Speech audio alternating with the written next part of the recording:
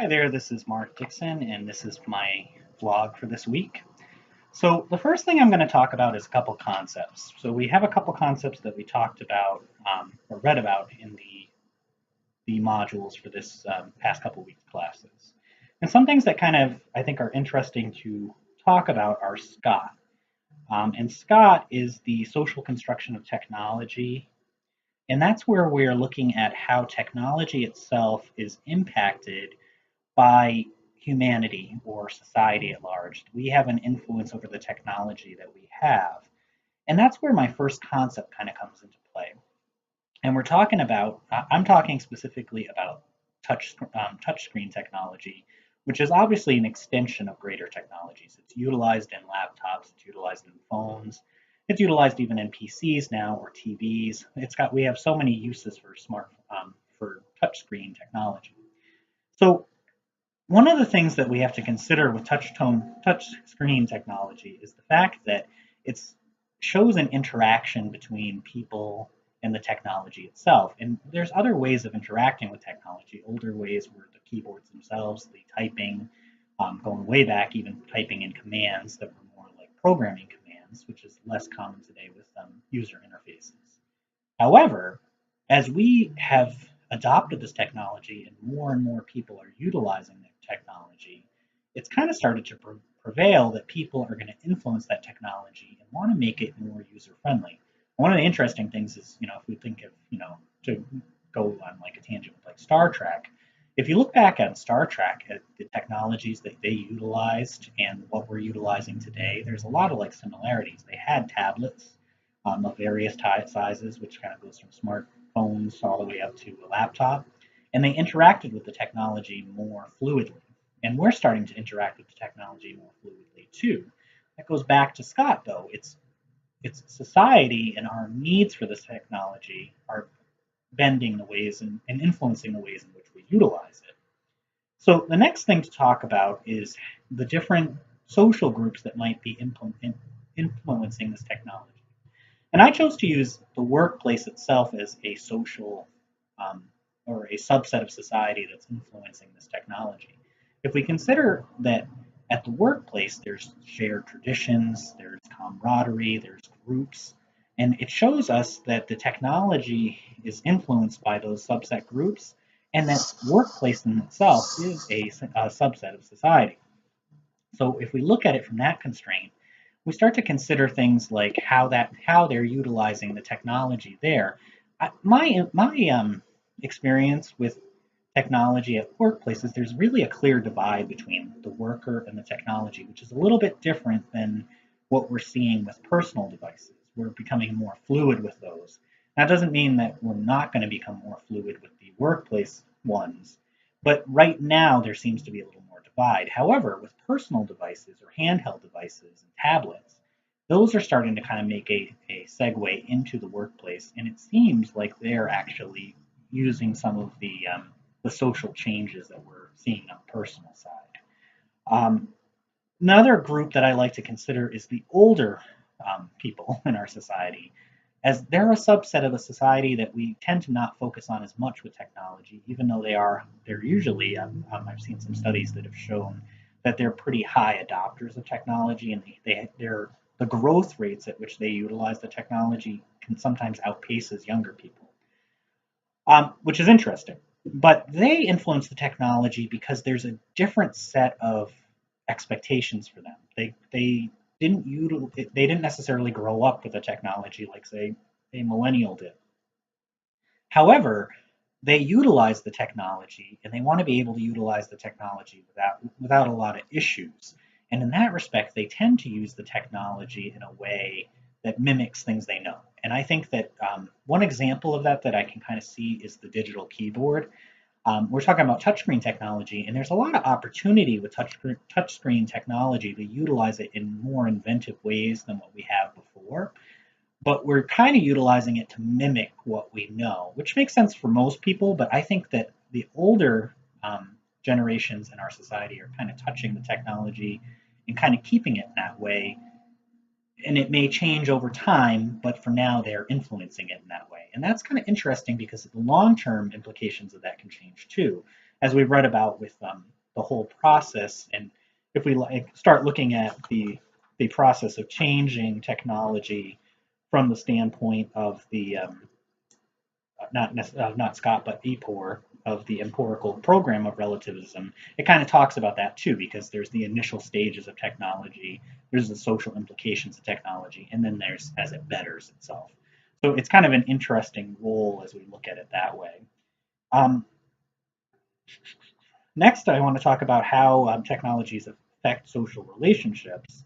And I kind of think that it's an interesting as we see I'm starting to see technology in our world as melding into one. They're not really independent of each other anymore, and it's because we have such a need for them. But it's impacting our social relationships. As we start to consider one example of this that I can see that's kind of interesting, and it's a positive one, is art.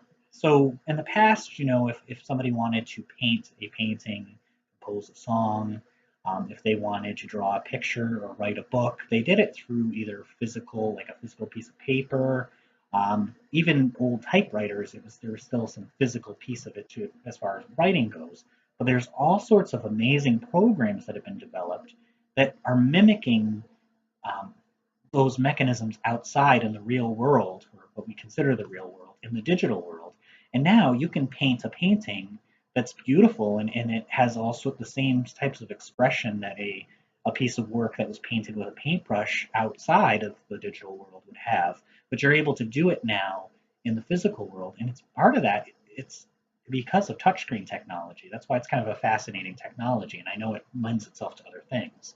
But that allows people to be able to interact with the screen and like they would in the physical world with their hands. And I think that's a really kind of a fascinating concept. And it's because we're able to mimic the real world. Now, that's really a good part of anybody that's taken any classes or studied anything related to technology. One of the things is to mimic the real world.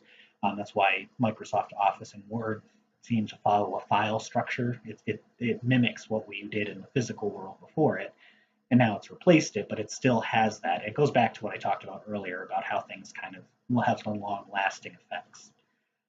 Next, I want to talk about the conflict of humans and technology, and I think that this is a prevailing theme in technology as we talk about it. We're further engulfing ourselves in the technology. It's become a part of us, and we've become a part of it.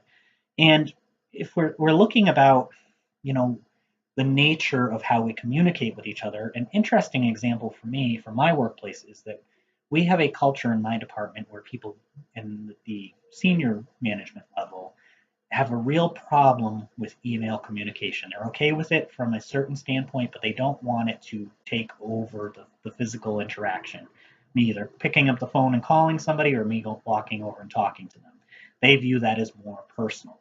Now, I'm not saying it's right, wrong, or indifferent, but it's in conflict with the way our world works today.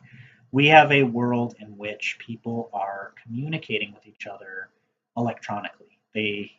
A lot of us can't stand it when the phone rings, and we would prefer to interact with somebody either through a messenger service, through pictures, through Facebook, or through text messages. It's just the nature of the world. And that is kind of in conflict with some people's values. And I think that's one of the things that we're going to have to kind of watch as the world starts to change further is that where is that going to fall? Which side is going to be favored more? Will people respond to this types of technology by having more personal interactions because they kind of fight back against it, or will we continue to see a trend where people move more and more digitally? I tend to think that that's where we're going. The next thing I wanted to talk about is how social relationships and technology affect human behavior. It really depends on the lens you're looking at, but you can see that I think one of the biggest changes for us, and there's actually a couple, but one of them is the interactions we have with people anyway, but the amount of people we're exposed to now is different. We, even when I was a little kid in the late 80s and early 90s, the world seemed smaller because it was smaller. You only interacted with a certain amount of people, and that was because that's all you were exposed to. Kids that 10 or 15 years later that were born had a whole wider world exposed to them. They were able to interact with people from across the world. And that can be positive or negative. They've also engulfed themselves into that world, that digital world that we're talking about. So it's changed the nature of that. Another possible negative impact is that, and again, it depends on the lens you look at it through, but say we have somebody that reconnects with a high school sweetheart through Facebook, it could ruin a marriage, and there's cases of this happening. And is it a good or a bad thing? It really depends. I mean, maybe they other two people who love each other otherwise wouldn't have been together. However, maybe the temptation of that ruined another relationship that would have been good otherwise. Again, it all depends on what lens you look at it through. So, just a couple closing thoughts on this is that we have a large change coming in our society, and we're looking at things differently. And smartphone technology and touchscreen technology and everything is melding in with us. And as we further look at this technology and see how it influences everything, you're going to see how it starts to manipulate and change the world around us. Those are my thoughts, though. Hope you enjoyed. Thank you.